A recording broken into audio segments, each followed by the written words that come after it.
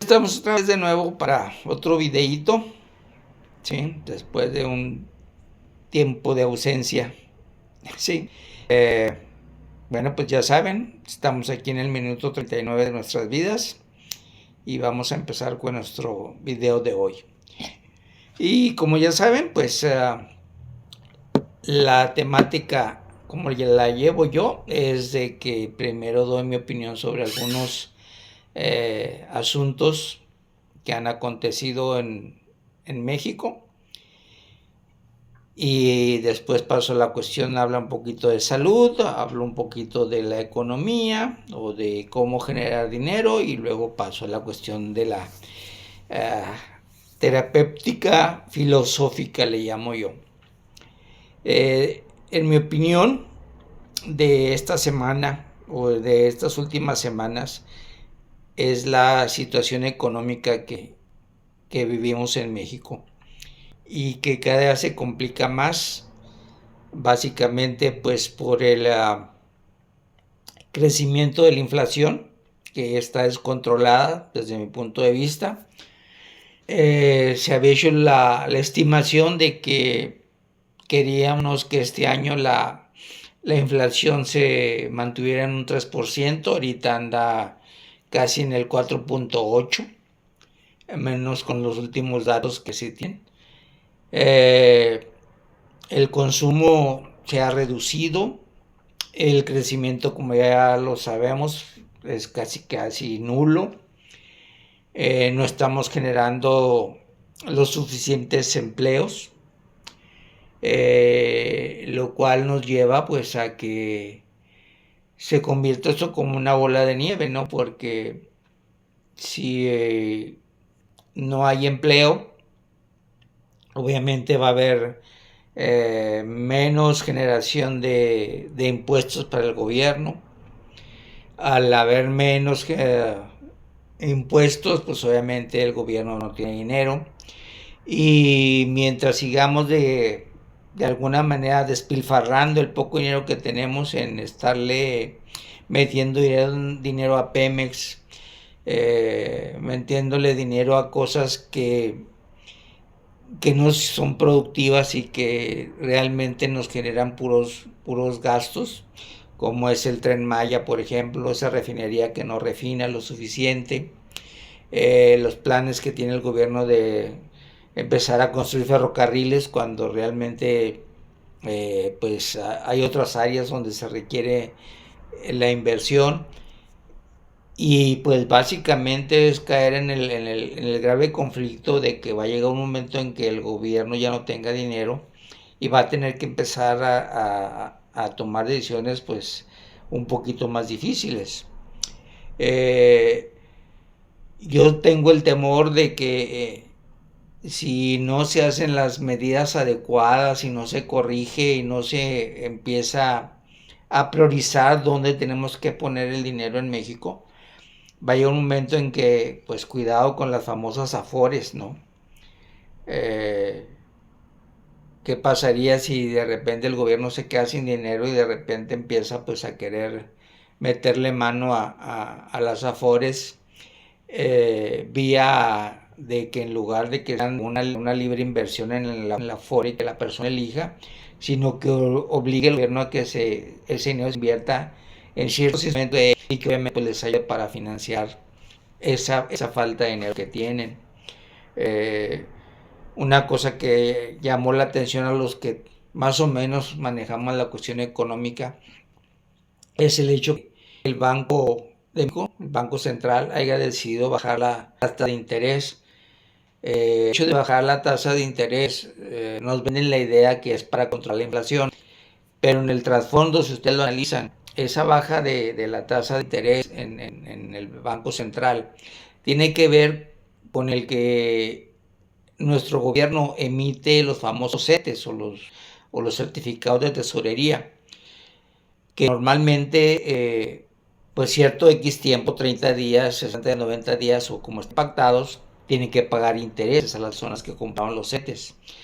Al bajar la tasa de interés, pues realmente es un ahorro para el gobierno, porque no va a tener que pagar. En lugar de pagar un interés del 7%, pues va a pagar un interés al 6%. Entonces está ahorrando una buena.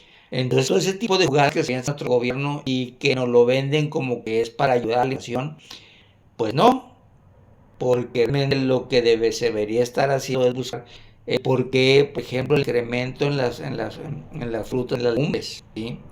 El por qué ciertos productos se disparan sus precios y buscar cómo hacer medidas antiinflacionarias para evitar esos crecimientos, cosas que no vemos, ¿no? Sino que todo lo que hace el gobierno es simplemente para ayudarse a él a cubrir pues las necesidades que tiene. Y recuerden que ahorita la problemática de nuestro gobierno es que ya viene el elección y ahorita de dónde sacar para poder mantener este ritmo de comprar, desde mi punto de vista, votos. Años atrás tenían el beneficio de ese conducto entre políticos y narcotráfico o crimen organizado para que apoyaran con dinero las campañas. Ahorita con la presencia del señor Trump y cómo nos tiene en la mira, ya va a ser más difícil que no se note que el crimen organizado está aportando a las campañas políticas en México, y entonces ya el gobierno actual pues se va a ver problemado porque no va a tener dinero para comprar votos y no va a tener el acceso tan fácil a dinero mal habido para financiar sus campañas. Entonces, en mi opinión, la cuestión económica de nuestro país sí es preocupante, ¿sí? Yo creo que no tenemos una crisis así tan preocupante desde, yo le calculo como desde 2008, 2009, 2010. Lo que se nos viene es como para pensarla. Y más que nada porque el gobierno ha tirado el dinero en cosas que no son. Se han robado muchísimo dinero. Nada más piensen en lo que pasó con el huachicol, que se estima que nada más ese solo negocio del huachicol le produjo al país una pérdida de casi de 600,000 millones. ¿Sí? Entonces es un hueco enorme que no se va a poder tapar y que pues lo vamos a pagar todos los mexicanos. En mi opinión, hemos permitido que la ineptitud, que la ignorancia, ¿sí?, nos lleve a este punto, y donde por privilegiar la lealtad hacia ciertos personajes nos ha llevado a convertirnos en un país que hemos desperdiciado talento, hemos desperdiciado tiempo, y que yo digo que no podamos cambiar de rumbo, no podamos enderezar el barco, como luego dicen. El problema es que vamos a tener que volver a empezar. Y todos los inicios, como en cualquier cosa, es cuesta. Y vamos a tener que pagar el precio de otra vez volver a empezar. Pero en mi opinión, pues se tiene que hacer. No nos va a quedar de otra. Cambio de tema y hablo un poquito de la salud. Voy a tocar muy poquito de la cuestión de la salud. Y aquí lo único que quiero yo recordarles a ustedes es que debemos trabajar mucho la cuestión mental en función a lo que es la salud. Yo me convenzo de que no toda, porque estoy cayendo en el error de hablar de cuestiones generales y absolutas. Pero yo creo que sí hay una gran incidencia en que muchas de nuestras enfermedades vienen de cómo las generamos primero en la mente, cómo nosotros mismos nos autoenfermamos, cómo nosotros mismos no le aportamos a lo fisiológico a través de la fuerza mental apoyo, ¿sí? Yo siempre he pensado que la parte inmunológica del ser humano tiene que ver mucho con las emociones que tú generas. Si tú vives constantemente en la emoción de la envidia, la emoción de la venganza, la emoción de la falta de estima, cuando el odio es el que te mueve, todo ese tipo de emociones de alguna manera influyen, ¿sí? En tu físico, en lo fisiológico, en la enfermedad del cuerpo, porque tu mente no está produciendo los suficientes anticuerpos, ¿sí? A través de que tú los estás de alguna manera limitando por la falta de control de tus emociones. Entonces, para mí sí es muy importante que siempre tengamos presente así ese foco. Cuidado con tus emociones porque pueden estar determinando tus enfermedades en el cuerpo. Piénsalo, analízalo. De aquí me muevo a la cuestión de la generación del dinero, la generación de la riqueza. Yo les platicaba la vez pasada que hay 4 cositas que debemos hacer para la correcta generación de dinero. Una, les decía yo, hay que planear, hay que organizar. Y hay otra tercera que yo le llamo ejecutar o la ejecución. Y que básicamente se trata de hacer las cosas. A veces somos muy buenos para hacer un plan. Somos buenos para organizar. ¿Sí? Pero cuando llega el momento de actuar, el momento de la acción, ahí es donde fallamos. ¿Por qué? Creo que nuestro primer defecto que tenemos los latinos es que tenemos como un paradigma en el sentido de que hay que esperar el momento perfecto, hay que esperar el momento adecuado. ¿Sí? Y entonces cuando estamos en esa espera del momento adecuado, la vida fluye. Y entonces, en espera de ese momento adecuado, la vida nos rebasa. Y cuando ya la vida nos rebasa, de repente nos damos cuenta como que, pues sí es cierto, no ha llegado el momento adecuado. Pues sí, porque la vida ya te rebasó. Ya va más adelante que tú. La vida no te va a esperar. ¿Sí? Entonces, lo primero que tenemos que hacer en este proceso de generar dinero es que nunca de pensar cuál es el momento adecuado para hacer dinero. El momento adecuado para hacer dinero es ahorita. Y luego aparte viene el otro problema. Siempre que pensamos en generar dinero, el latino pensamos en que es que tengo que tener dinero para generar dinero.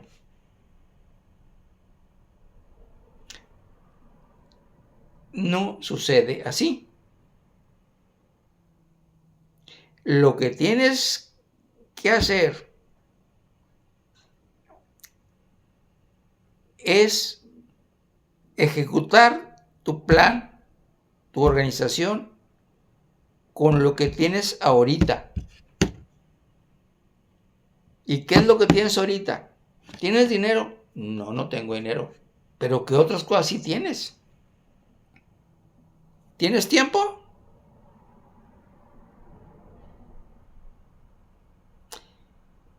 ¿Tienes talento? ¿Tienes contactos? Ahí tienes ya 3 cosas. No tienes que esperar el momento adecuado, porque el momento adecuado es que ya tienes todo eso.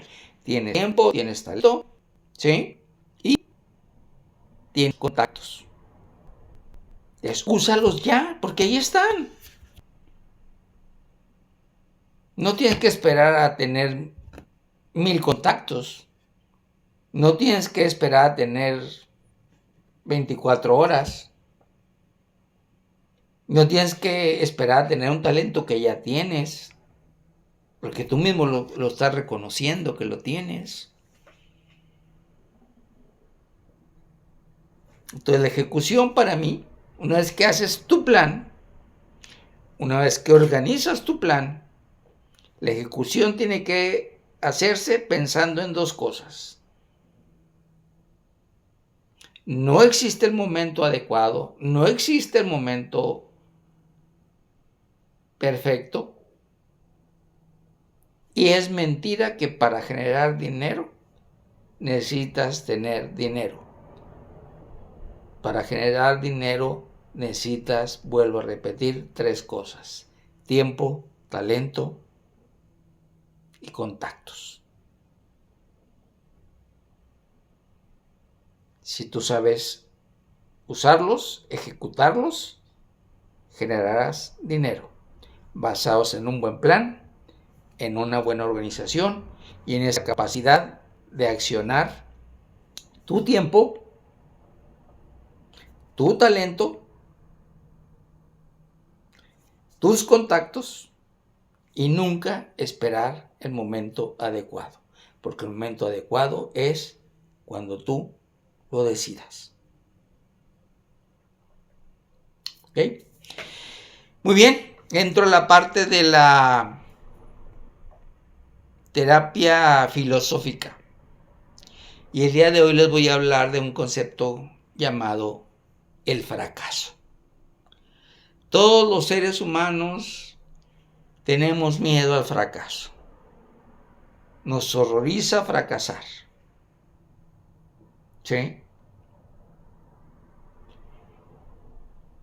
¿Qué hacer para romper ese ciclo de miedo en cuanto al fracaso? Algunos detalles para trabajar. Tenemos miedo al fracaso porque no nos hacemos conscientes o no somos capaces de reconocer en nosotros mismos qué es lo mejor que tenemos. Siempre de alguna manera nos estamos victimizando. De alguna manera estamos pensando en lo peor de nosotros. Y nunca somos capaces de revisar nuestro inventario y decir, ¿qué es lo mejor de mí? Y una vez que ya sabes lo que es mejor de ti, sácalo, demuéstralo, muéstralo al mundo. Si tú sacas lo mejor de ti, dime cómo puedes fracasar.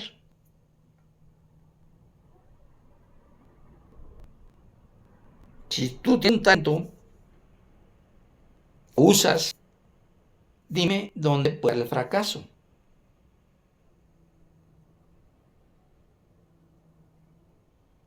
¿Fracasas por qué? Porque cuando tú de alguna manera piensas en tu talento, también estás pensando, ¿y si lo hago mal? En lugar de siempre volverte a lo mejor de ti. Así como pensaste, y si lo hago mal, ¿por qué no piensas, y si lo hago bien? Te das cuenta, nos victimizamos y no sacamos lo mejor de nosotros mismos. Y luego, ¿cuál es el problema? Reflexiónenlo. A fallar. A fallar en grande. A equivocarte.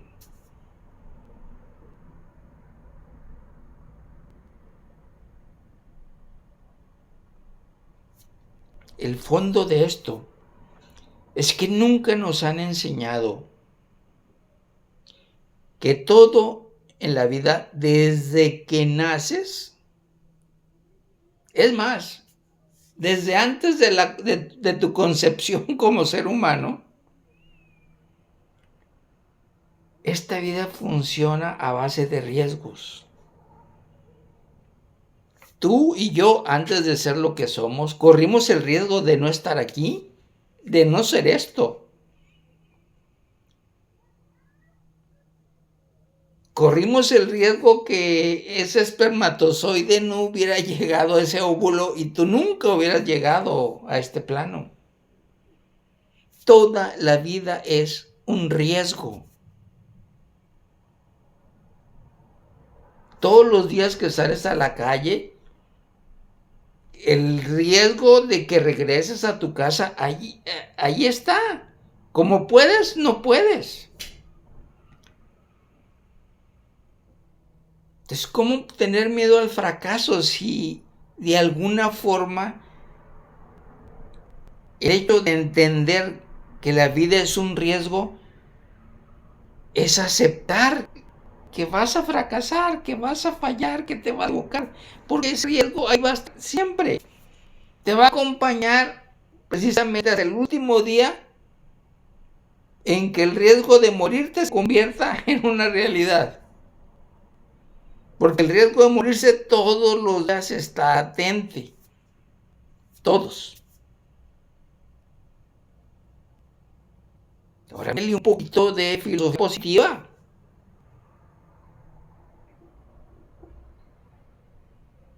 ¿Qué es la forma de evitar fracasos, fallas, equivocaciones? Yo sugiero, ten sueños, ponte metas.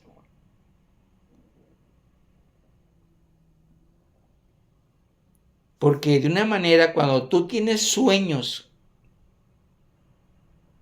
y metas, ahí te empiezas a ser consciente de que tu sueño y tu meta tienen riesgos, tienen fallas. Entonces tú mismo aceptas vivir en el riesgo de que eso falle, de que tu sueño no se logre, de que tu meta no se cumpla. Pero al hacerte consciente de eso, te es más ligero, más aceptable si la equivocación, el error, la falla o el fracaso sucede. Es como ir creando el anticuerpo para la enfermedad.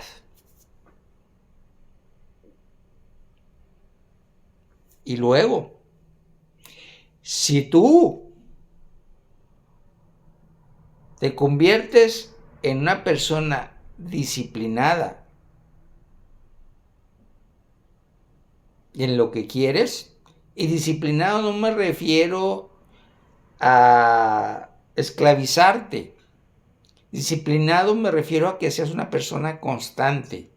Constante en lo que tú has determinado que es lo mejor para ti. Lo mejor para ti es no comer chucherías. Bueno, sé constante en no comer chucherías.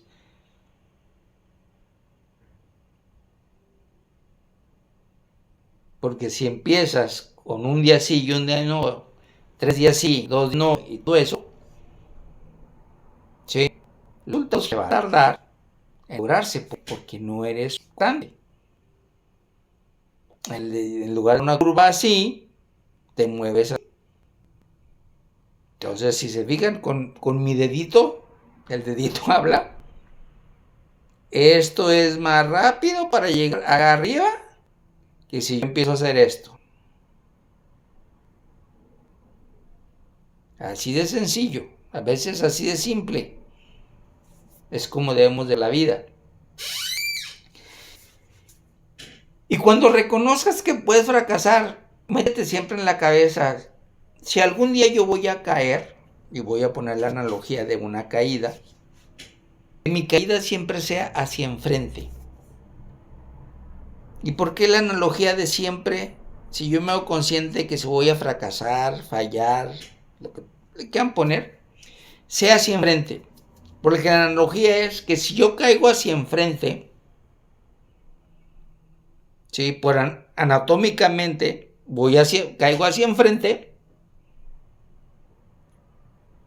¿qué sucede al caer? Que es más fácil, con el uso de mis manos, levantarme.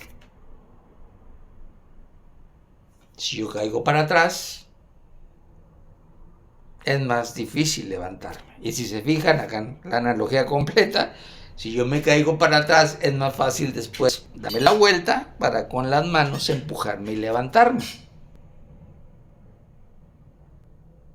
Pues de eso se trata, que esa analogía la apliquemos en la vida. Si voy a fracasar cayéndome hacia enfrente.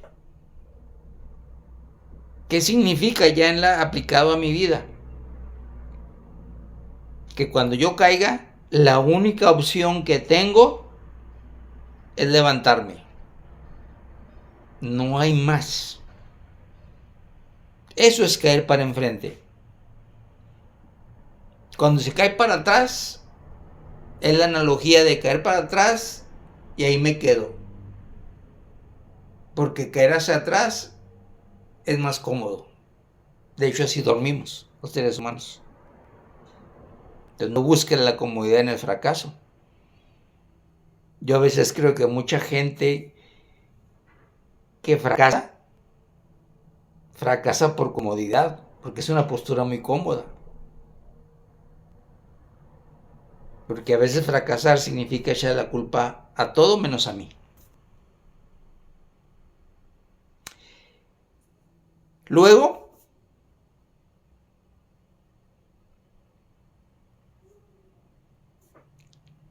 si yo pusiera la comparación, ¿qué es mejor? ¿Fallar o triunfar en la vida? ¿A qué le apostarían más a ustedes? ¿A fallar o a triunfar? ¿Qué prefieren ustedes? ¿Muchos triunfos y poquitos fracasos? ¿O muchos fracasos y pocos triunfos?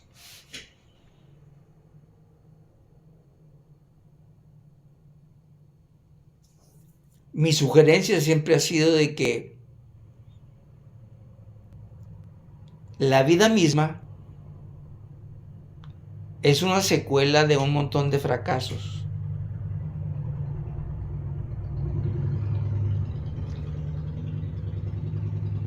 Porque la única forma de tener triunfos es fracasando. Porque es una dicotomía. Son dos cosas que van unidas. Si yo no fracaso, ¿cómo voy a llegar al triunfo? La única forma de ser que yo fallé cuando triunfo. ¿Sí? Que si yo triunfo, nunca me voy a dar cuenta de dónde están mis fallos. Nunca. Por eso la perfección, que no existe, pero si existiera, sería más dañina, benéfica. Porque nunca me da la oportunidad de la mejora y aprendizaje. Si yo gano, estoy perdiendo esa oportunidad. ¿Sí? Luego, debemos de tener, o desarrollar más bien, yo diría, el valor de enfrentar el fracaso. Porque cuando uno aprende a valorar el fracaso, se disfruta más el triunfo. Porque uno ya sabe lo que cuesta o lo que costó llegar a ese triunfo. ¿A través de qué? De todo lo que fracasé.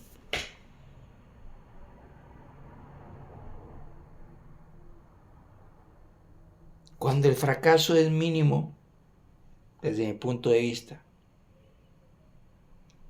el triunfo se disfruta en la misma proporción en que fue el fracaso. Si el fracaso fue pequeño, el triunfo se disfruta poco. Cuando el fracaso fueron terribles, dolorosos, cuando se llega al triunfo, el triunfo se disfruta enormemente.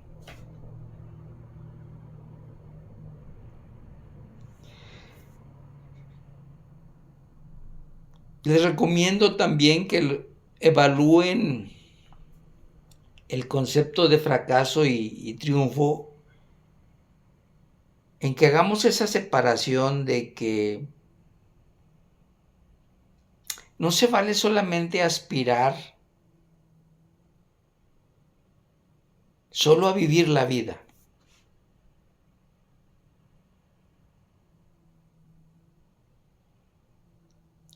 Sino que aprendamos en este proceso de fracaso-triunfo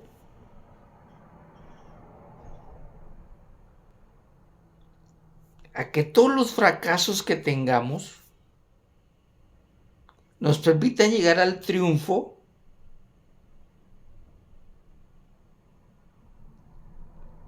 y que ese triunfo sea el que nos haga entender que gracias a los fracasos somos diferentes, que gracias a los fracasos ahora soy otra persona, otra mejor versión de mí mismo. Eso hay que agradecerle al fracaso también. Aprendamos a disfrutar y a experimentar el fracaso. No lo rehuyas. Acéptalo. Cuando hagas algo, entra consciente de que la probabilidad entre triunfar y fracasar tiene el mismo valor. Y cualquiera de ellas tiene sus virtudes y sus debilidades. Aprende a convivir con ambas. Y finalmente, para cerrar ya, algo para mí esencial.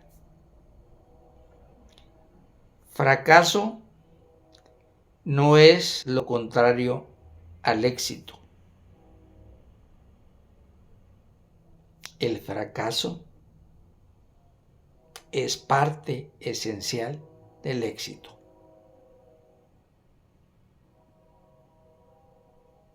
Nadie es exitoso sin haber fracasado. Entonces, ¿a qué le tienes miedo? Un buen día.